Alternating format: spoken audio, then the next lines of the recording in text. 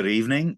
Welcome to Metal Talk. And this is Paul speaking. And it's my very great pleasure to talk to the wonderful Sari Schorr. Thank you, Paul. It's so nice to be with you. It's great. I can see you're on your tour bus at the moment. Yeah. So we're together via the internet. I wish you were here. We have a nice, comfortable seat right next to me. That would be your seat. Yeah, next How time. fast can you get to Germany? So Although by the time you get here, we'll be in another country. I think we've been in, let's see, Paris to Belgium, to the Netherlands, to Germany, and then I'll be back in the UK. So you've done incredibly well in mainland Europe, haven't you? I think that everyone's really welcomed you with open arms. We are so grateful. And, honestly, like I remember the first time I came to Europe was with a boyfriend and a backpack. I love, in fact, we broke up because he wanted to go back to New York. And I was like, no, I'm staying. And we were in London. Right. Our little backpack adventure ended in London. And I said, you know what? I'm not leaving. He had to call my father to say, what do I do with your daughter? She's not leaving. So now, and to think that here we are, fast forward, now I'm here working and able to share my music and getting just wonderful support for it all through the UK and Europe. I am beyond grateful. I think there is a genuine warmth here. Yeah. Whether it's, I think, England, I guess, specifically is sometimes seen as a home of rock and roll, with the Beatles, with the Stones, with Zeppelin, all these, incredible bands. And I think we appreciate really good songwriters and really good artists. And I think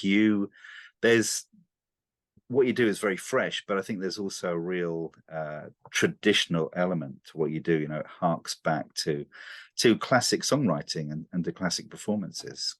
And I think that's possibly why you've been embraced, or part of the reason why you've been embraced so warmly. Thank you so much. Well, that's a really big compliment, especially to be accepted by the UK audience is a massive thing for me. It was thanks to you guys. You reintroduced the blues to us back in the States. And, I always, from the very beginning of my career, I always wanted to be a good songwriter. That was the vehicle for me to be a singer. First and foremost, it was about writing good songs. And I always believed that if a song plays well with a voice and a piano, or voice and an acoustic guitar, then you're on the right track, as opposed to, having to layer a lot of production tricks into something to try to make it sound good. You don't know if you've got a good song or not until you strip everything away. And that's always been my philosophy and my approach to songwriting. That's why everything starts with a voice and an acoustic instrument and then grows from there. You've got is it a 5-octave range? Yes. And that's why I was studying with a teacher from Juilliard School of Music, and she was begging me to go into opera. And she said, you've got a gift. I can't train people to have more than a 5-octave range, and you've got it. I can't train people to have the kind of power you have, and you've got it. But I didn't have the discipline. I was much more of a free spirit. Yeah. And songwriting was the best way for me to express myself, because I was actually quite shy. And I figured out at a young age that through my music, I was, that shy girl that was accepted. And I always used music as an entry point to feel comfortable with other people. So I was, really committed to being a songwriter, even before honing my craft as a singer. Yeah. So it's telling your own story rather than, Verdi's or Puccini's or, Mozart's or whomever's. Yeah, and I was so into improvisation as well. And writing your own songs, there's a lot of freedom. Yeah, You don't have that luxury when you're doing classical music. yeah, Everything is yeah, very nice. And I really admire the artists that can do that, but it's a very different mindset. And, like I was a huge Miles Davis fan, and my earliest influences were all jazz singers. And that freedom, was just what really appealed to me. And using my voice as an instrument was always my concept of how to use my voice as the vehicle for the songs, always thinking of my voice as an instrument, um, which would drive certain producers totally crazy because I could shape my vocals depending on what the musicality was informing the vocals do. yeah, And I mean, that was really the greatest thing about working with Robin Trower. There is something inherent in his guitar sound that just places my vocal in a really comfortable place that allows me to be very, very expressive. And that synergy doesn't always exist. yeah. It's a magical combination of ingredients that it happens or it doesn't happen. I think that mutual respect you had was great, and it really does show on the album. Obviously, the album Joyful Sky, it's a great album, and I think that the two of you working together, as you say, Robin's worked with some incredible people, as you have. Looking at some of the people that you've worked with, sort of Walter Trout, Taj Mahal, and Carly Simon, and all these incredible people. But to actually have a musical partner like Robin, you know, Yeah, and the very actual lucky. songwriting process between you must have been sort of fascinating, because you were doing it online initially, weren't you? Well, the funny thing about this, it all started with 3 songs. My manager, who also manages Robin, he's been with Robin for many, many years. I've kind of, stepped into working with Robin much later than Robin has, working with Alan Robinson. And Rob, Alan approached Robin to ask if he would consider writing 3 songs for my next solo album. And Robin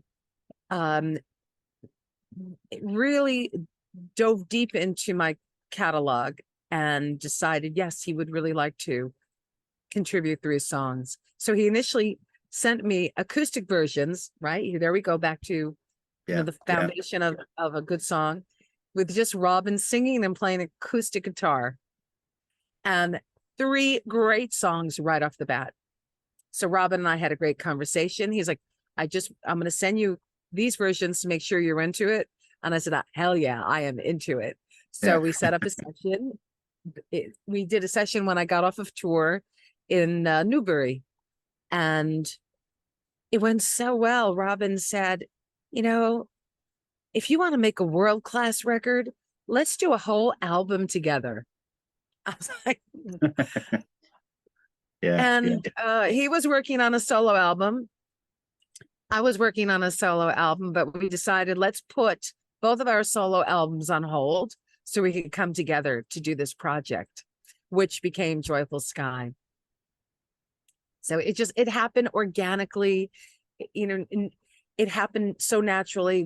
We both recognized this synergy that we had, and the fact that we were really inspiring each other. And I would do a vocal and he would say, you know what, that gave me an idea to do a slightly different thing on the guitar. And he would record guitar and I would say, now I hear something else. I could yeah, do yeah, this part there. And we just kept raising the bar. And there was just a lot of enthusiasm and excitement. And with Robin with his hands over his head, whoop, and I was just, honestly, the greatest thing for me was to see Robin happy.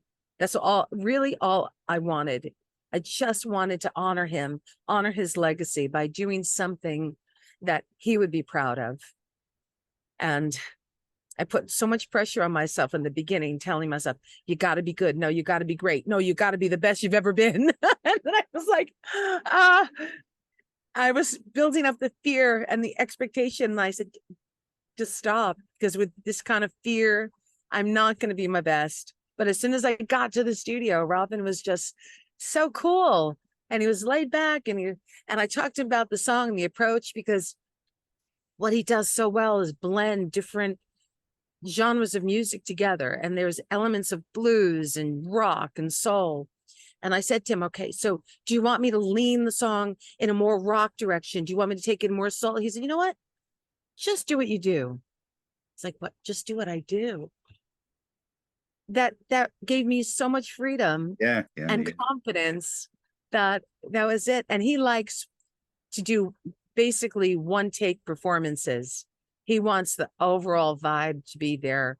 And, working with him just allowed me to just focus on, just the creative process of it all. So yeah, it must have been, it's a very liberating sort of, working that way, and him just, giving you carte blanche, because obviously, he got it, obviously, I think, as you mentioned, sort of, Alan sort of, put you guys together, but he knew it'd be a really good match. And as such, Robin had the confidence in you and knew you'd be great with him. And he wanted you for you. He didn't want you to be anyone else. He wanted, that spark that you have. yeah, and it caught me off guard, to be honest. I never expected, because I've worked with a lot of producers in the past that have very definitive ideas, and they want exactly what they have in their mind, whether it is authentic to the artist or not. And because I have a lot of control over my vocals, I've worked very hard to have that. I can usually give a producer exactly what they're looking for, sometimes losing myself in the process. And luckily, I didn't have to do that with Mike Vernon on my first album. And I didn't have to do that with my current producer, Henning Gerke. And then once again with Robin, it was just such an inspiring record. It was just beautiful working with him. Yeah. It does work brilliantly. It's listening to the album, there's some terrific tracks on it. There really is. I'm not just saying that because you're here, but you've got The Circle Is Complete. It's such a great story arc on that. It's real. Sort of both of you really, your different parts just blending to make the whole thing really come alive, and there is real soul in the album. What really is amazing about the way Robin is writing these songs is the lyrics are very accessible, but they're very profound, and he's saying a lot in accessible language, and he's using a lot of wonderful imagery, and it makes it a joy for a singer to deliver those words. I can see the picture like a little movie in my head when I'm singing the songs. And it is really as if he got inside my head and knew exactly what I wanted to say. I mean, he really did his homework, and he really knew where I was in my life, what I would be inspired to sing about, and he delivered. Incredible. And what I can't wait for you to hear the songs played live. We filmed the live concert, and Robin was just spectacular. People are going to be blown away by what he did. Yeah. No, I'm looking forward to watching that. So some of the other favorite tracks of mine, I love Fatter to Deceive as well. It's just it's a really interesting, again, it's a subject, isn't it? That whole thing about the invasive quality of pop culture, and I guess it started off, with body image in magazines, but with internet, more and more prevalent stuff, like social media is such a huge presence in people's lives, and it can be positive, but we also know it can be very destructive. Yeah, it is. It's terribly destructive, especially for young women, and we are putting too much importance, and we're investing too much time there. And I don't think at the end of anyone's life they're going to say, I wish I had more time on social media, because there's nothing social about it. It's not bringing a better quality of life. And so much of it is not honest. You know, there are some days that I really want to share the worst of the experience of songwriting. And I don't want to feel as though I'm burdening my fans and being negative, but I feel as though there needs to be more honesty, because generally we're all just putting the images out there of the most positive moments in life, and it's distorting our perception of reality, you know. And yeah, TikTok is a very different thing in America than it is in China. In China, it's a very educational based platform, completely different than the mundane, mindless content that they are constantly pushing in front of us in the States. So something to consider. Yeah, yeah. And that your whole ethos, I think, that from when I met you very briefly at Hard Rock Hell the Blues in Sheffield, you seem to be a very, not necessarily, in any sort of religious way, but a very spiritual person. Well, I do believe that there is a purpose for our lives, and that we all have something to contribute, and that we're all spiritual beings having a human experience, and we need to recognize each other that way, and to see how we're all just so connected, and we have so much more in common with each other than our differences would lead us to believe. And learn to agree to disagree with respect, have conversation, and stop focusing on the false concept of celebrity, which Robin talks about in Flatter to Deceive. And we're so obsessed with it. Everything is celebrity, everything, TV and social media influencers and all of this. It is just the people around us every day. Those are the people that are worth investing our time with. And we go through life and don't even see people. Like we're on our phones to connect with people on social media, and we'll ride an elevator and not say hello to the person standing next to us in a little box. Yeah. And idolize a celebrity, and yet not even thank the bathroom attendant who working a miserable job to make our life a little bit more comfortable. We really need to shift our perspective and stop seeing people that are valuable as invisible. Yeah. But I think blues music particularly, has that ability to go, it's such a wide thing, isn't it? Mood wise, you've got, traditional blues, My Baby Left Me or whatever, but you've also got really upbeat blues, and it covers that whole thing, but in such a raw way. Yeah. As a genre. And that's the beauty of blues music, and why I really fell in love with it, because it's about real people, real stories about real people played by real musicians. I mean, how much more honest and authentic can you get? And it's just a question of reinterpreting the music so that, I can sing blues music with my own authentic voice, incorporating my own life experience. That's why when I sing a song like I Just Want to Make Love to You, the first line of the song, Willie Dixon writes, "I don't want you to be no slave." Now that was literal. Yeah. So now I have to reinterpret that, and I changed the arrangement of the song so that it can feel honest from my perspective, my life experience.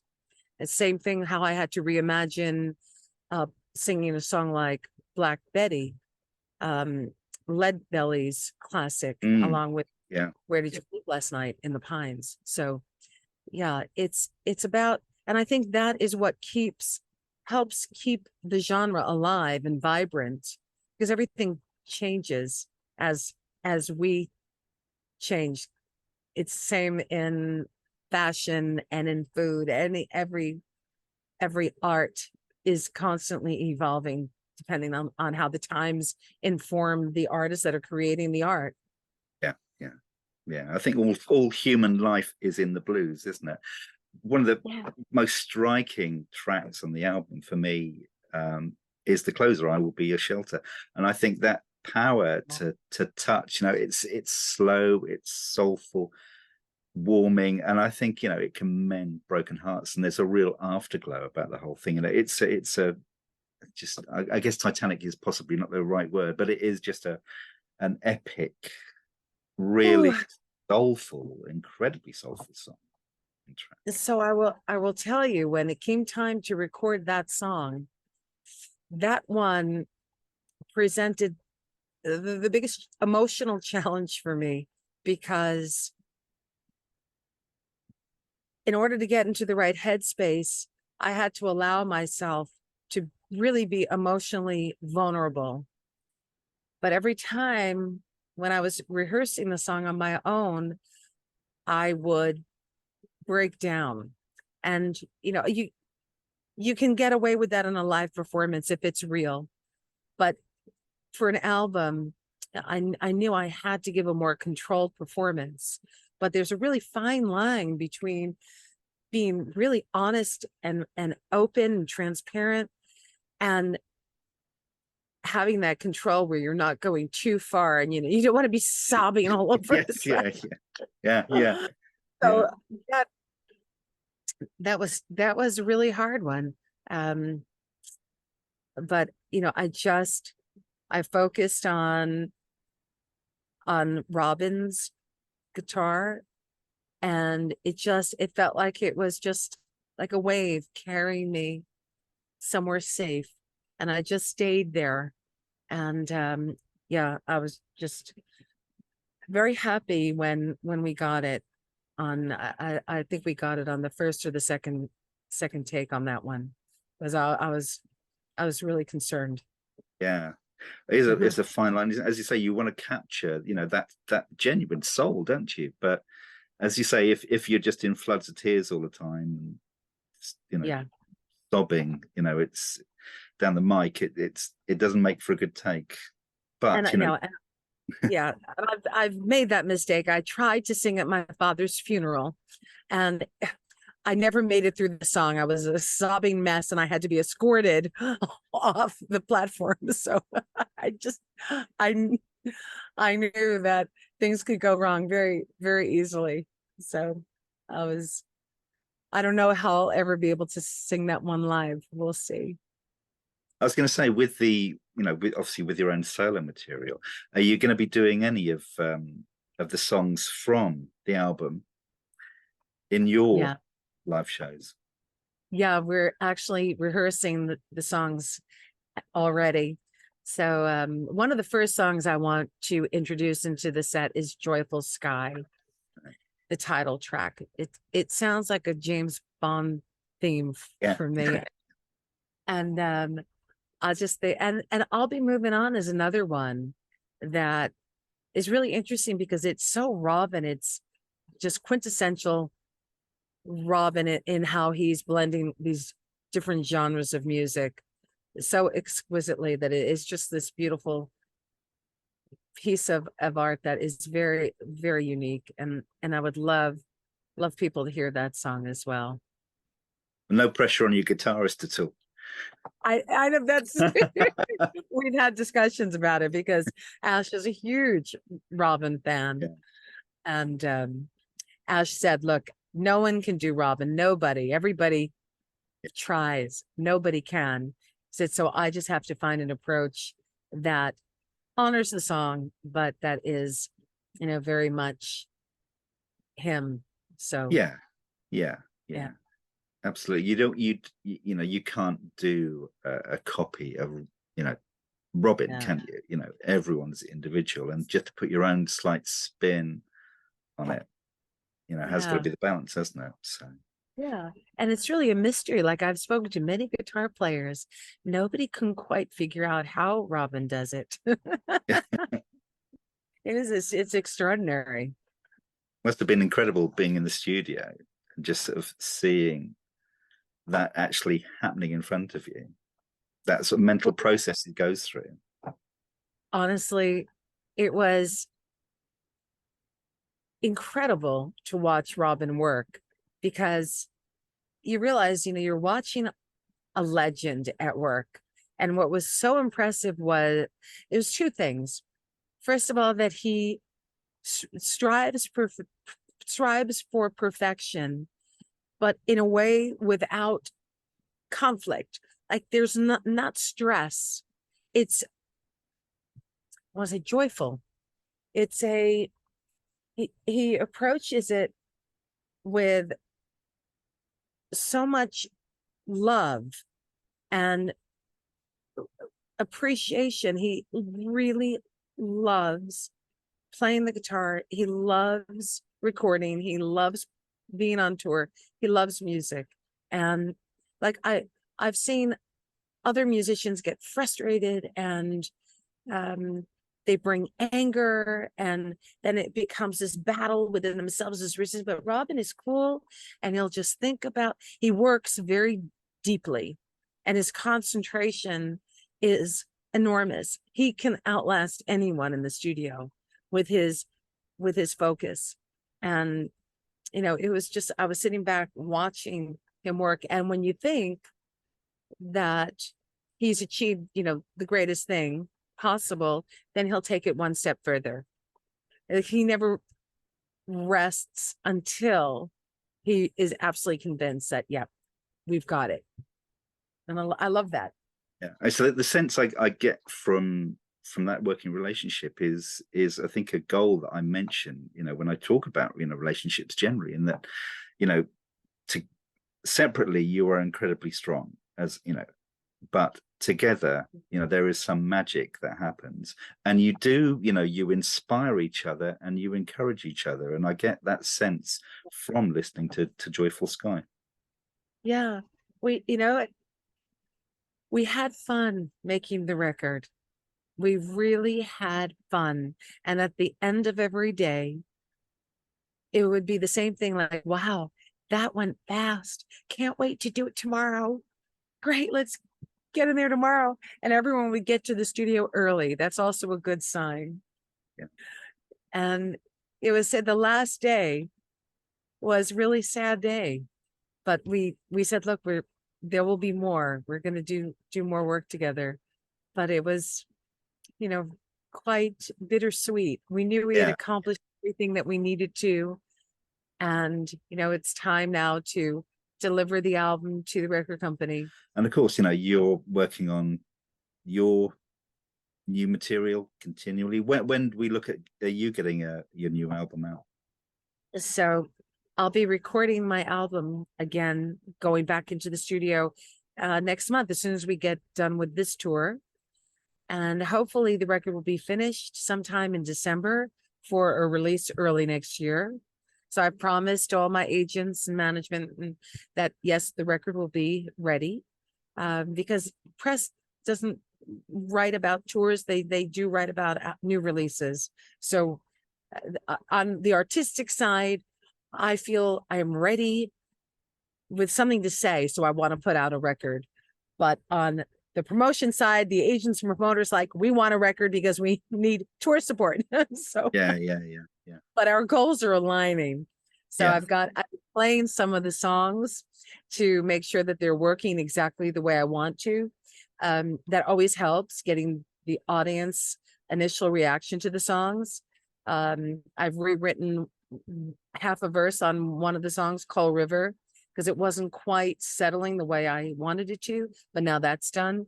My producer said I could probably have a long play for each song that I've written, because I have so many different versions and different lyrics. And one of the songs I've been working on for 6 years, but it's done. And we've been playing it live, and it is finally ready.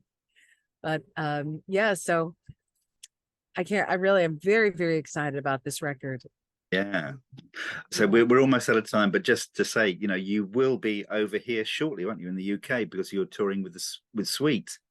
Yeah. And I've been out with those guys on 2 shows last year, and they are fabulous. They not only are the nicest guys, but their live show is absolutely brilliant. And the level that they're working at, and I just I I got a lot out of watching them from behind the scenes, and their commitment to excellence every night, and I just admire that, and that's how I approach my work too. So, and it's a great hang with the guys. They're super. So really looking forward to spending.